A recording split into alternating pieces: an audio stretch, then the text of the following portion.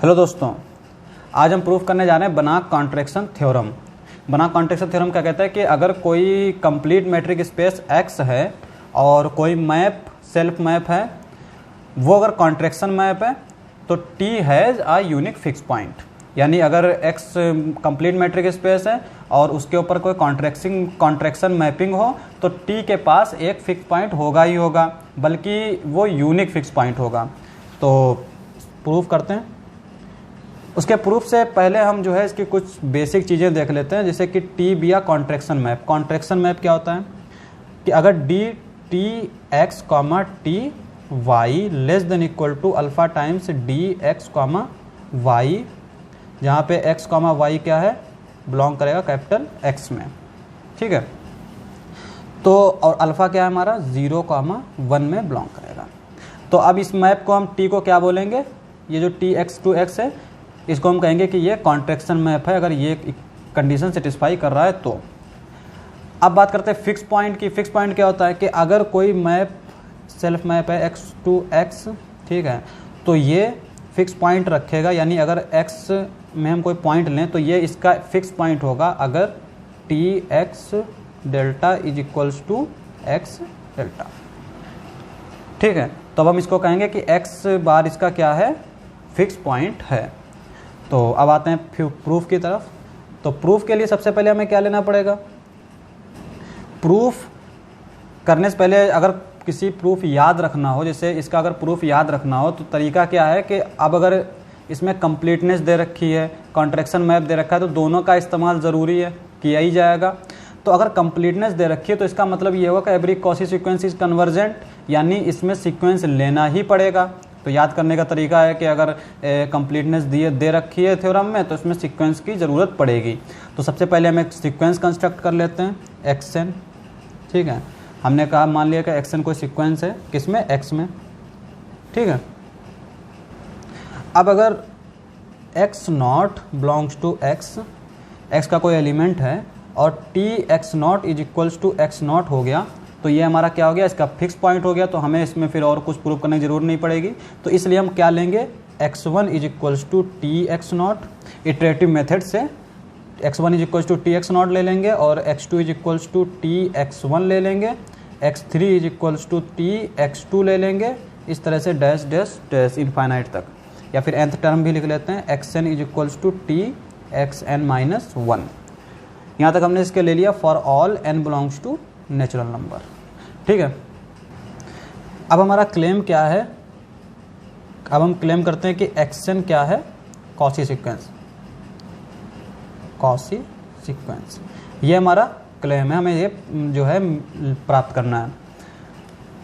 तो Cauchy sequence proof करना है, तो उससे पहले हम क्या करते हैं, ये कॉली निकाल लेते हैं X P plus 1 comma X P. चूँकि हमारी कॉची सीक्वेंस क्या होती है कि D X M comma X N is less than strictly less than epsilon for all epsilon is greater than 0 M comma N is greater than capital N, जहाँ पर N क्या है, कैपिटल एन पॉजिटिव नंबर है। तो ये हमारी Cauchy sequence की definition है, ठीक है। तो और जहाँ पे अगर हम एम या एन, एम जो है लेंथ जो है लेस देन ले लेते हैं एम से, इस तरह से भी हम ले लेते हैं। तो अब यहाँ पे हम क्या करते हैं, पहले ये निकाल लेते हैं। तो ये हमारा क्या हो जाएगा, D x P plus 1 comma X P. अब यहाँ पे देखिए हमने इटरेटिव मेथड से क्या लिखा था, एक्सएन को टी एक्सएन माइनस 1। तो यहाँ पे भी हम ये सारी वैल्यू पुट कर देंगे, तो ये किसके इक्वल हो जाएगा, D T x P comma T x P minus 1, ठीक है। अब चूँकि टी क्या है, हमारा कॉन्ट्रैक्शन मैप है, तो ये हमारा किसके लेस देन हो जाएगा, alpha D x P comma X P minus 1, ये हमारा इसके लेस देन इक्वल हो जाएगा, जहाँ पे अल्फ़ा क्या है हमारा 0,1 में जाता है, ठीक है। इसी तरह से फिर हम क्या करते हैं, अल्फ़ा यहाँ पे D x P comma X P minus 1 iterative method से, फिर वहीं पे एक्स पी की जगह पर क्या रख देंगे हम, एक्स पी की जगह पर हो जाएगा टी एक्स पी माइनस 1 और यहाँ पे एक्स पी माइनस 1 की जगह पर क्या हो जाएगा, टी एक्स पी माइनस 2। फिर हम कॉन्ट्रैक्शन मैप लगा देंगे डेफिनेशन, तो ये क्या हो जाएगा हमारा, alpha square D x P minus 1 comma X P minus 2, ये हमारा आ जाएगा इस तरह से। तो अब यहाँ पर देखिए कि ये हमारा, अगर मैं इसको इनफाइनाइट एन टर्म तक देखूँ, यहाँ पे स्क्वायर है, ठीक है, और ये डिक्रीज हो रहा है, यानी पहले p माइनस 1 था, सॉरी p था, फिर p माइनस 1 आ रहा है, अब इसके बाद में p माइनस 2 आएगा, और यहाँ पे अल्फ़ा स्क्वायर है, यानी यहाँ पर इस नंबर को देखिए, तो यहाँ पे अगर मैं p रख रहा हूँ, ये हमारा अगर लेस देन इक्वल्स टू मैं अल्फ़ा की पावर p ले रहा हूँ, तो ये हमारा क्या आ जाएगा, यहाँ पे 1 आ जाएगा, चूँकि p माइनस 1 है तो p की 1 2 जाएगा है ना, यहाँ पे क्या आ जाएगा हमारा 1 आ जाएगा, और यहाँ पे क्या आ जाएगा x नॉट, ठीक है। तो इस तरह से हम इसको लिख दिए। अब क्या करते हैं, अब हम अपनी कॉची सीक्वेंस की डेफिनेशन पे आ जाते हैं। डेफिनेशन हमारी क्या थी, D X M comma X N is less than equal to, strictly less than epsilon था, तो चूंकि हमें इसको स्ट्रिक्टली लेस देन एप्सिलॉन लिखाया है, तो ये हम ट्राइंगल इनइक्वालिटी लगा देंगे। ट्राइंगल इनइक्वालिटी से ये क्या हो जाएगा, एक्स एम, जहाँ पर एम हमारा क्या है, एन से ग्रेटर देन है, ठीक है, स्ट्रिक्टली ग्रेटर देन है, तो ये क्या हो जाएगा, T X M comma X M minus 1, ठीक है, ट्राइंगल इनइक्वालिटी से, plus dash dash dash plus D X N plus 1 comma X N, ठीक है। अब यहाँ पे क्या है, एन जो है हमारा एम से लेस देन है, यानी ये जो है डिक्रीज कर रहा है, ठीक है, तो एम आया, उसके बाद में एम माइनस 1 आया, फिर एन प्लस 1 आएगा, और फिर उससे छोटा क्या होगा, एन होगा। तो ये इस तरह से हमने लिख लिया। अब हम इसमें इसका इस्तेमाल करेंगे, ये लेस देन इक्वल टू क्या है, अल्फ़ा की power p D x 1 comma x not, तो ये हमारा क्या होगा, पहला वाला लेस देन इक्वल टू हो जाएगा अल्फ़ा की पावर, यहाँ पे क्या था हमारा p आया, तो यहाँ पे 0 हो गया, तो इस तरह से अगर हम यहाँ पे देखें तो ये अल्फ़ा की पावर m माइनस 1 आएगा, तो ये हमारा क्या हो जाएगा, D X nought comma X 1, ठीक है। इस तरह से इसका नेक्स्ट टर्म क्या आ जाएगा हमारा, अल्फ़ा की power m minus 2 D X nought comma X 1 plus dash dash dash plus, इस वाले टर्म को क्या लिख देंगे, अल्फ़ा की power n D X nought comma X 1, ठीक है, या फिर इसको हम x1 कॉमा एक्स नॉट भी लिख सकते हैं, क्योंकि ये हमारा मैट्रिक जो है वो सिमेट्रिक होता है। अब इसको हम थोड़ा सिंप्लीफाई करें तो यहाँ से हमारा क्या कॉमन हो जाएगा, लेस देन इक्वल टू होगा अल्फ़ा की power m minus 1 plus alpha की power m minus 2 plus dash dash dash plus alpha की power n D X nought comma X 1, ये हमारा आ जाएगा। अब यहाँ पे देखिए, यहाँ पे अगर मैं अल्फ़ा कॉमन ले रहा हूँ, अल्फ़ा की पावर n, तो ये हमारा क्या आ जाएगा, अल्फ़ा की power m minus n minus 1 plus alpha की पावर यहाँ पे क्या हो जाएगा, m minus n minus 2 plus dash dash dash plus 1 D X nought comma X 1, ये हमारा आ जाएगा, ठीक है। अब क्या करते हैं, अब यहाँ पे ये जो है हमारी क्या है, ज्योमेट्रिक सीरीज है, क्योंकि यहाँ पे 1 है, इससे पहला टर्म क्या आएगा, अल्फ़ा, फिर अल्फ़ा स्क्वायर, ये यहाँ तक आएगा। तो ज्योमेट्रिक सीरीज का सम क्या होता है, जैसे अगर 1 plus alpha square plus alpha की पावर n अगर हम निकालें, तो इसमें कितने टर्म हैं, n प्लस 1 टर्म्स हैं, तो इसका सम क्या आएगा, 1 माइनस अल्फ़ा की power n plus 1 divided by 1 minus alpha. तो अब यहाँ पर भी हम इसका सम निकालें तो क्या आएगा हमारा, which is less than equals to alpha की पावर n 1 माइनस अल्फ़ा की पावर, अब चूँकि यहाँ पे क्या है m माइनस n माइनस 1, तो प्लस 1 हो जाएगा, तो क्या बचेगा m minus n divided by यहाँ पे क्या हो जाएगा 1 माइनस अल्फ़ा, तो which is equals to alpha की पावर n माइनस अल्फ़ा की power m divided by 1 minus alpha.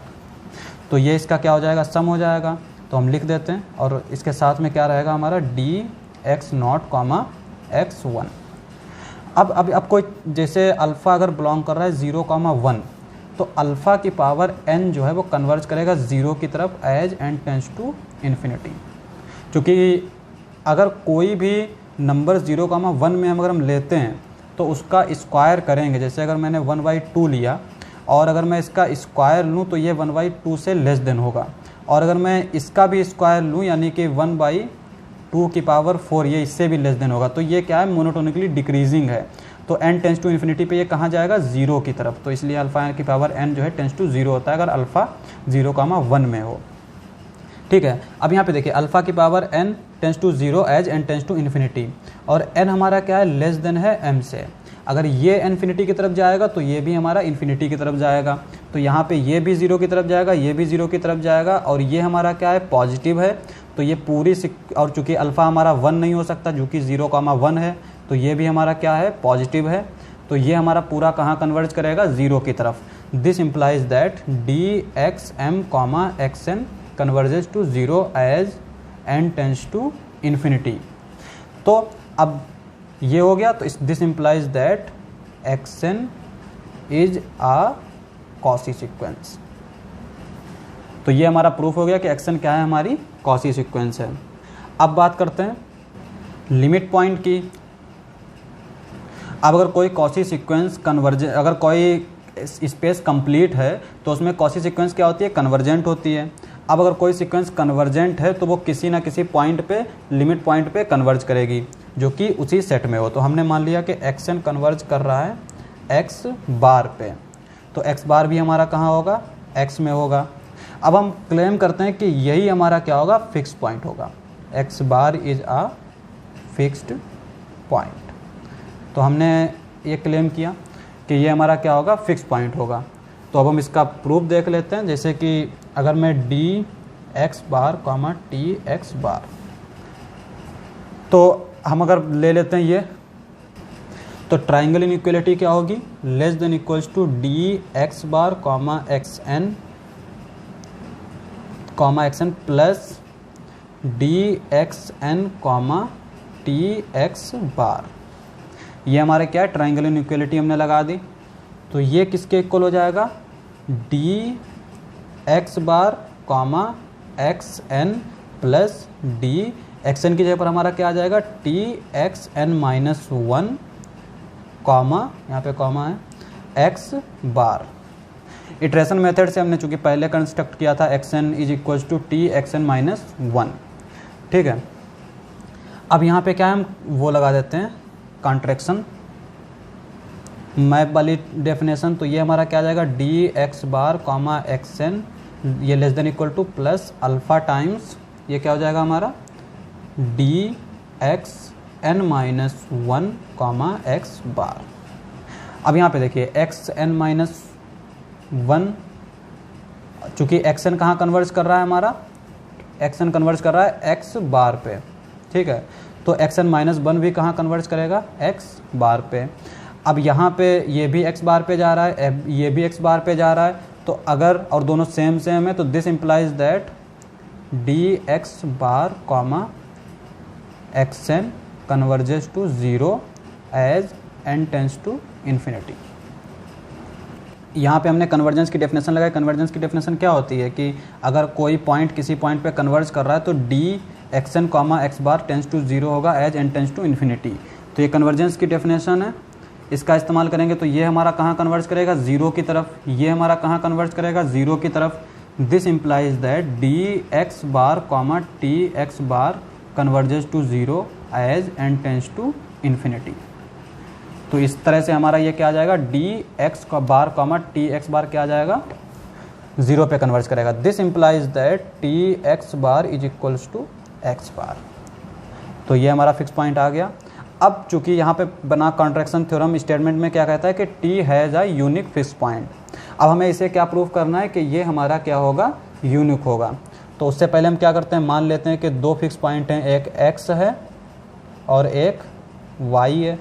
ठीक है, अब हम क्या शो कर देंगे कि x is equals to Y. अगर x equals to Y show हो गया तो ये हमारा क्या हो जाएगा, यूनिक फिक्स पॉइंट हो जाएगा।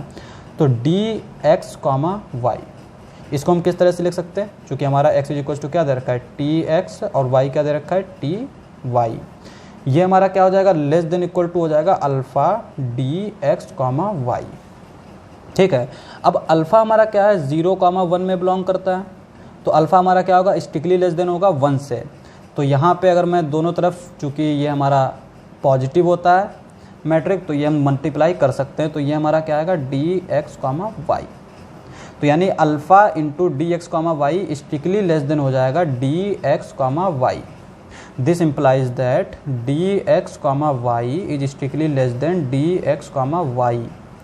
तो ये हमारा पॉसिबल नहीं है, जो कि हमारा एक कंट्राडिक्शन है। चूँकि हमारा डी एक्स कॉमा वाई कहाँ जाता है, आर में जाता है, ये भी आर में जाएगा। और रियल लाइन की प्रॉपर्टी ये है कि उसमें कोई भी दो नंबर जो हैं वो स्ट्रिक्टली सेम नंबर जो है वो स्ट्रिक्टली लेस देन नहीं हो सकते हैं। तो ये हमारा कंट्राडिक्शन हो गया। दिस इम्प्लाइज दैट, जो हमने एजप्शन लिया था दो T X is equals to X और T Y is equals to Y, ये हमारा रॉन्ग हो गया। This implies that X is equals to Y. तो इस तरह से हमने ये बना कॉन्ट्रैक्शन थ्योरम का प्रूफ किया। Thank you for watching. और अगर आप हमारा वीडियो फेसबुक पे देख रहे हैं तो हमारे पेज को लाइक करें, और अगर आप यूट्यूब पे देख रहे हैं तो हमारे चैनल को सब्सक्राइब करें। मिलते हैं अगली वीडियो में।